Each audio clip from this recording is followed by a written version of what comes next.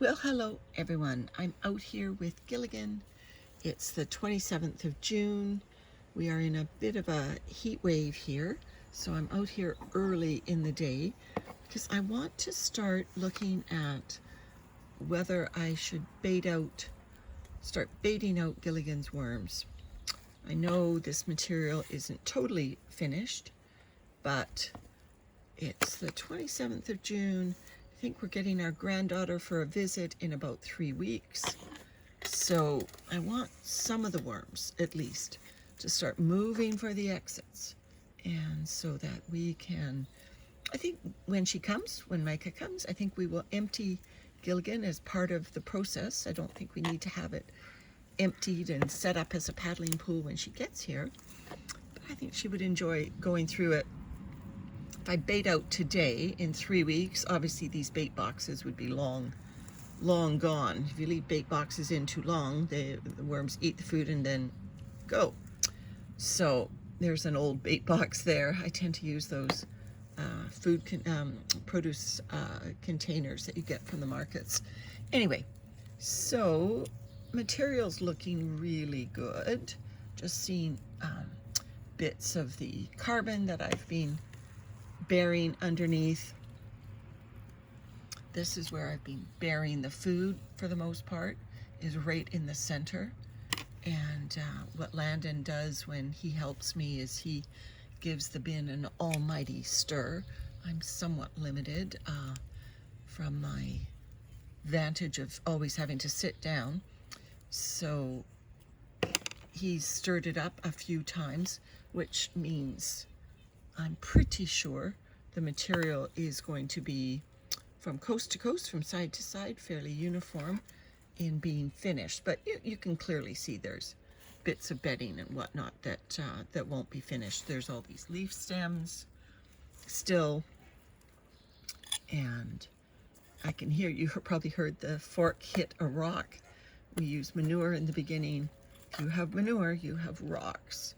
Certainly if the manure was collected from a barn floor. The organic farm we get our manure from definitely has rocks. Anyway, lovely, lovely worms here. Just lovely. Yes, it's going to be a warm day, guys, so don't know where they're all hiding. I haven't fed them for a while. Oh, there's a remnant of Eat My Shorts. So even in Gilligan, the Eat My Shorts, oh, look, it is getting raggedy eaten here.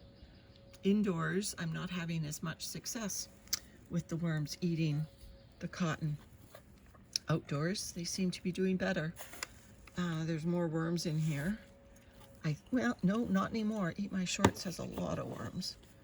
So the worms are very dispersed in Gilligan. It's a big surface. So I'm going to give them something to chew on today. So I'm going to make a little hole. Oh, there's a little bit of moss left. Not much of our roof moss left, but there's a little bit of it. I'm gonna make a little hole near the edge.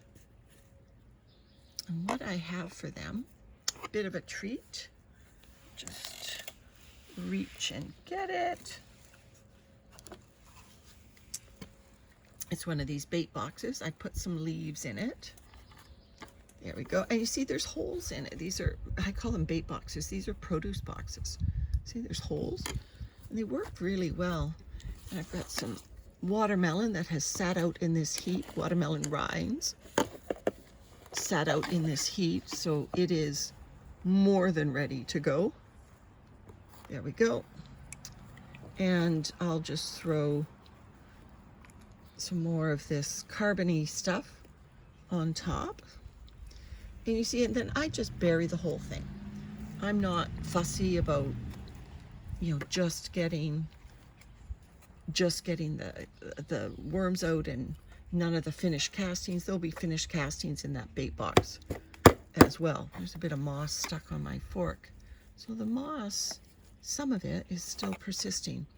All right, I have a little bit more watermelon and a bigger bait box to bury. So I'll go in this area. Might be a bit harder because I've got other things buried here to try to get the worms to eat them. These other bits of carbon. All right, up, up, up. There we we go. That should be enough room for that bigger bait box. Again, it's a produce box with the holes around the sides.